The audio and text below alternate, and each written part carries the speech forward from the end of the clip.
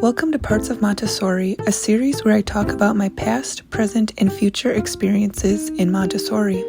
I'm Bethany, a former Montessori student and now a Montessori teacher.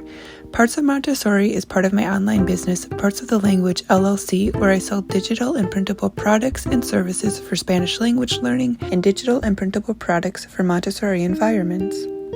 In today's episode, I am going to talk about how my students practice writing in my Montessori lower elementary class. Each day, the students have 2 editing sentences they need to fix and write down. This helps a lot with punctuation as well as reading because they read the sentences to me. Also, the students journal each day. I have made drawing and writing journal cards. The students pick a card to complete. This helps them not only express their thoughts, but it helps them write in full sentences and with having to spell on their own. An important part of writing is just having them think of something and then putting those thoughts into words. They could also just journal about whatever they feel like journaling about that day, but most students do pick the writing cards I have created. Both the editing sentences and the journal cards I have created are available to download and print at my free resource hub. Both of these are editable and then you could print them or you could just print them as is. There are editing sentences for 36 weeks for all grades, 1st, 2nd, and 3rd, and for the journal cards, there are 180 total cards that include drawing cards, question cards, and creative writing cards.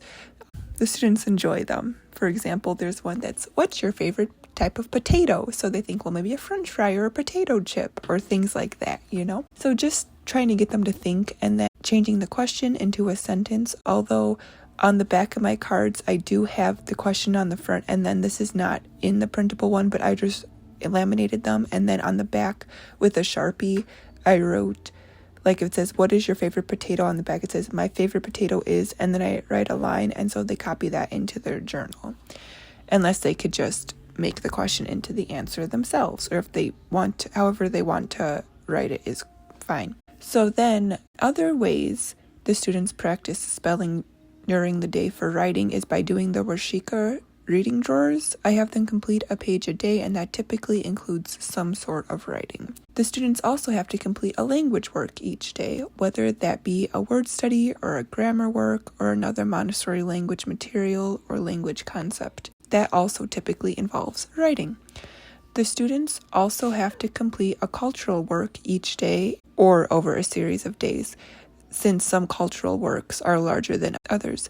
If they are doing 3-part cards, they write definitions, or perhaps they are writing a report or researching a topic.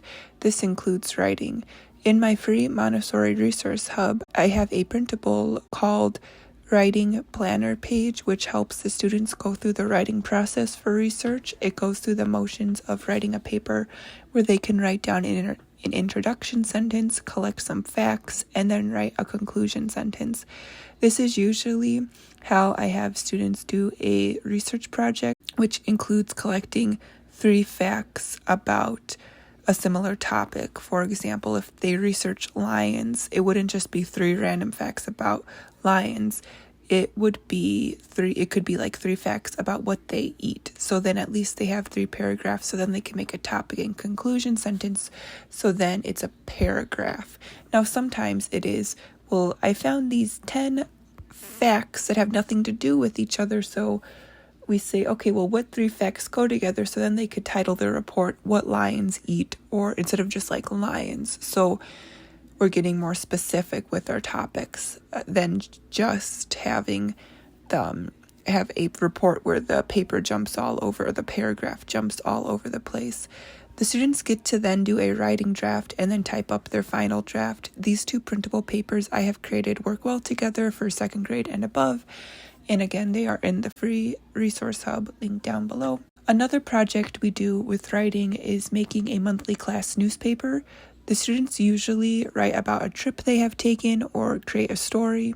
Sometimes they also have word searches or other puzzles. They also like to create comics. This is a great way for students to practice their writing skills and also their creative thinking. The best review I got for the class newspaper from a parent is that they told me that their child hangs it up on their fridge, and then the student's like, I know the people that wrote in that newspaper, which is very cute because it's just printed papers and the kids design it on a thing on the computer, and it works very well. But it's just cute because it makes the students feel important, and then it will only make them more confident in their writing skills. And also with that, we send it out to every family in the school as a digital form. So then they see that, the elementary class is doing something cool, and, it's helping to make them also feel special. For the nonfiction writing, we also do a knowledge fair each year, which I have another Parts of Montessori episode you could listen to about it.